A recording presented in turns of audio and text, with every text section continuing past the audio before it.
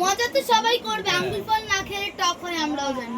প্রথমে একবার ওরা ঘর থেকে বের করে দিচ্ছে, ওর অনিল ঘরে চলে গেছে, ওখানে একা একা হ্যাঁ কল করছি। হ্যাঁ একা একা ভালো লাগছে না, পরে এসে সিঁড়ির মধ্যে বসে রয়েছে, কেউ ওর ঘরেও ডাকে না। ও তো নিজেই বলে আমাদের পার্সোনাল কথা আছে, তাহলে ওকে নেয় না কেন?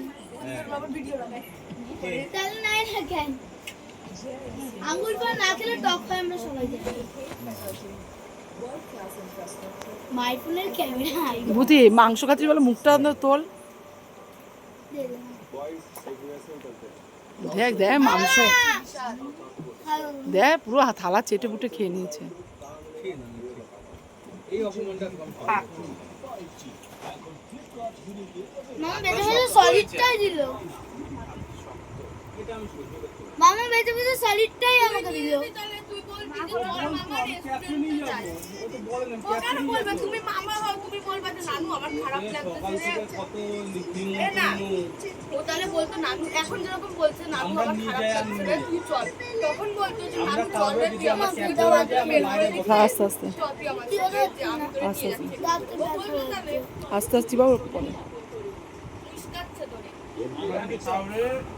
নিয়েও যায়, আমরা বাইরে বসে রাখি। তুই বলছিস আমি ঘরে রাখি এখন তুই বাইরে ওরা বাইরে বসে রাখি আমরা বসেই নি ওর লজ্জা বেড়ে গেছে না আমি আবার বিয়াতে শিখিলে নানু বাইরে বসে হ্যাঁ, বলো। ওটা তো কালি বললি আমি তো বলো যে আমাদের একটা পার্সোনাল কথা আছে, তাই নানু বলবো। কি বলবো হ্যাঁ কত বড় বিপদ হয়েছে আরে না ওকে আমি ঘরে ডেকেছি 3-4 বার আসবে ও তো নিরীহ মানুষ, ও তো নিরীহ মানুষ, ও বাইরে বসে রাখছে। আমি যা জানি নানু খুব কথা রাখছে, আর এরা সবাই বাইরে আনন্দ করে আনন্দ করে। বল না বুঝি এখনো তো যাওয়া হয়তো। খাচ্ছে ওখানে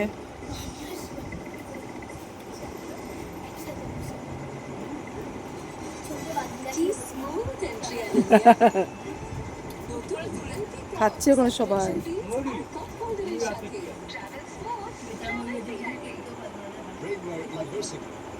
আগে ভাবতাম কি বলতো নানু যাচ্ছি, আমি আজকে ঘরে ভালো ছিল, পুলিশ সাথে খেলতে গেছি। আগে ভাবতাম কি বলতো নানু যাচ্ছি, প্রজেক্ট করতে জন্য যায়, এটা